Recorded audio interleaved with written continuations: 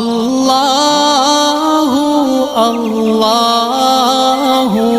السلام علیکم ورحمۃ اللہ وبرکاتہ۔ رمضان کی فضیلت۔ آپ صلی اللہ تعالی علیہ وآلہ وسلم نے ارشاد فرمایا، رمضان کی خاطر شعبان کے چاند کا اہتمام کیا کرو۔ آپ صلی اللہ تعالی علیہ وآلہ وسلم نے ارشاد فرمایا، لوگ خیر پر رہیں گے جب تک کہ غروب آفتاب کے بعد افطار میں جلدی کرتے رہیں گے۔ رمضان میں ذکر کرنے والا بخشا جاتا ہے اور اس ماہ میں مانگنے والا بے مراد نہیں رہتا۔ روزے دار کی روزانہ ایک دعا قبول ہوتی ہے۔ رمضان میں روزانہ بہت سے لوگ دوزخ سے آزاد کیے جاتے ہیں۔ آپ صلی اللہ تعالی علیہ وآلہ وسلم رمضان کے آخری عشرے میں بھی شب بیدار رہتے اور اپنے گھر کے لوگوں کو بھی بیدار رہتے۔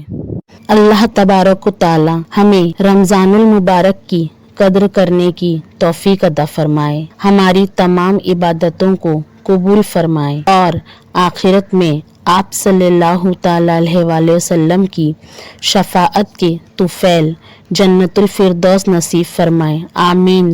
اللہ اللہ۔